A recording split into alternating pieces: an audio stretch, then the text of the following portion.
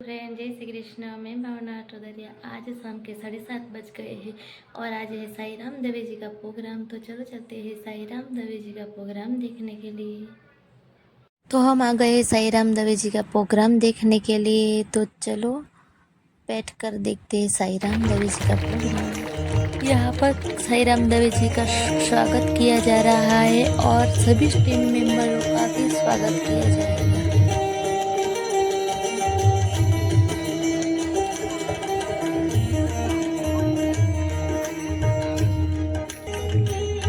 और यहाँ पर साई राम दवे जी के बारे में सुनते हैं।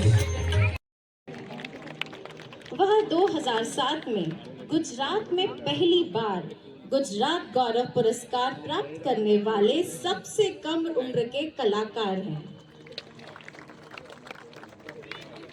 पिछले 27 वर्षों में उन्होंने USA, UK, UAE, Australia, New Zealand, Singapore, Malaysia और अफ्रीकी देशों में 5000 से ज्यादा शो किए हैं। साई राम दवे जी ने टेडेक्स में एजुकेशन फॉर बिलियंस जैसे अनूठे विषय पर भाषण दिया है।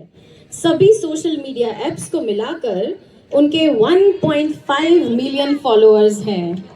साई राम दवे जी ने 23 किताबें लिखी हैं, जिनमें साई-फाई और हास्यराम काफी लोकप्रिय है। साई राम दवे जी ने वीरांजलि नाम से एक भव्य कार्यक्रम बनाया है, जो शहीदों पर आधारित एक मेगा मल्टीमीडिया शो है, जो उनके द्वारा लिखा एवं चित्रित किया गया है। तो चलिए अब इंतजार की घड़ियों को खत्म करते हैं। स्वामी तमने सुधारा हृदय से विनाया के वालों ने मारा जले मेरे करो ने मारा जले हाँ पर प्रभु बेला समरिए स्वामी तमने ये सुधारा।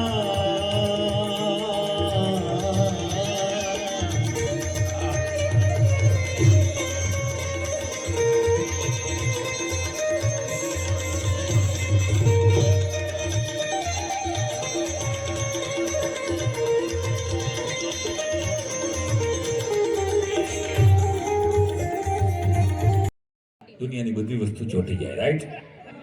એની પોતાની ડબ્બીમાં કેમ નથી ચોટતા? એવા સિલી ક્વેશ્ચન્સ. મને કે કોઈ પણ દુનિયાની બુક ઉપર, કોઈ પણ બ્રાન્ડ ઉપર કોપીરાઇટ લખેલું હોય, ખબર છે? સી કરીને ચકેડું કરેલું આવે, બરાબર ને? નાની બ્રાન્ડ ઉપર સી કરેલું હોય. મને કે ગોળ ચકેડું કરેલું સી છે, એ કોપીરાઇટ સી ના કોપીરાઇટ કોની પાસે હશે? મેં કીધું મને ભાઈ સાહેબ શું કામ? મને કે નહીં, જવાબ આપો, કલાકાર છો. મને કે બરોડાથી વડોદરા કેટલું થાય? સમજો છે બરોડા વાળું કોઈ આમાં? બરોડાથી વડોદરા કેટલું થાય? અને મારો બાટલો ફાટ્યો. મેં કીધું બોમ્બે થી મુંબઈ જેટલું. બોમ્બે થી મુંબઈ જેટલું થાય.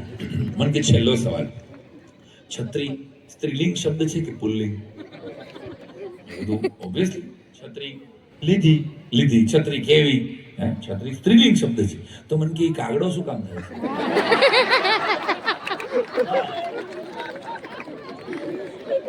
એ કાગડી થવી જોઈએ ને. મને કે નીકળે નહીં. મેં કીધું તું આવતો નહીં. મેં કીધું મારા પ્રોગ્રામમાં ક્યાંય. ખરેખર એવા માણસો અમને તો છત્રીની વાત નીકળી ને. એક છત્રી આમ નવી બેગ હતી, બેગ ઉપર છત્રી લઈને વરસાદમાં પોતે પલળતો જાય, છત્રી ઉપર બેગ ઉપર છત્રી રાખેલી. કેમ વડીલ? મને કે છત્રી બેગ નવી લીધી છે. હું તો 40 વર્ષ જૂનો છું. એ માણસો આપણી આજુબાજુમાં એવા હોય. મને કોઈ પૂછે કે સાઈરામ તમારા મતે વૃદ્ધ કોણ અને યુવાન કોણ, તો હું એમ કહું કે વરસાદ આવે અને કોઈ પણ ઉંમરે જેને પલળવાનું મન થાય ને, એ કોઈ પણ ઉંમરનો યુવાન છે. એગ્રીકલ્ચર થઈ ગયું છે. સ્લીમ હતા અને એને બદલે આખી ગોળાકાર વર્તુળાકાર ફાંદ. ઘણાને તો આમ ફાંદ હાલી આવતી હોય એમ લાગે.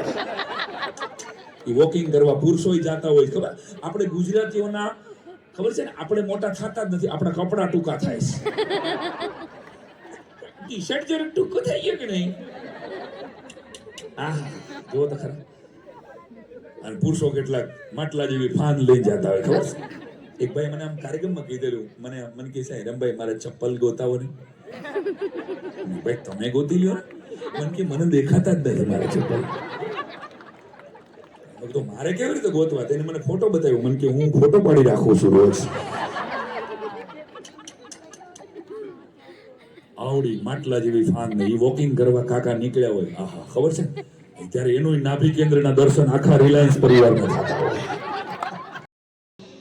એનાથી માથામાં મહેંદી ભરવાનું મશીન બને. બધાય પીછા ખરી જાય પછી ઈના ટૂથબ્રશ થી લેંઘામાં નાડી ભરાવાનું યંત્ર બનાવવામાં આવે.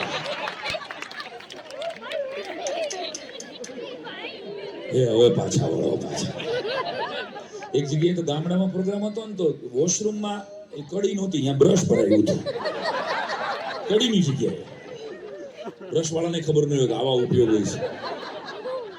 એટલે એ ગુજરાતી માટે મેં કીધું એમ કે રિલાયન્સ પરિવારમાં 2-3 વર્ષથી આવવાની વાત હતી, પણ સમહાવ કંઈક અંજળ નહોતા બનતા. આજે પહેલી વાર આવ્યો છે અને ગૌરવ છે. દરેક કાર્યક્રમમાં આ વાત કરતા ફરીએ છીએ કે મુકેશભાઈ અને અંબાણી પરિવાર અને રિલાયન્સ એ આપણા ભારતનું ગૌરવ છે. અત્યારે તમે એ સંસ્થામાં છો, આનું ગૌરવ તમે રાખજો કાયમને માટે. અને એટલે મેં ગુજરાત ગીતને, જે ગીત દ્વારા ગુજરાતી ભરના વિશ્વભરના ગુજરાતીઓ મને પ્રેમ આપ્યો છે, એની એક કડી મારે તમારી સમક્ષ ગાવી છે કે સંત ફકીરો ભગત શુરાને વતનવારમ મારા, ગુજરાત છે અમૃત ધારા, ગુજરાતી સૌથી ન્યારા.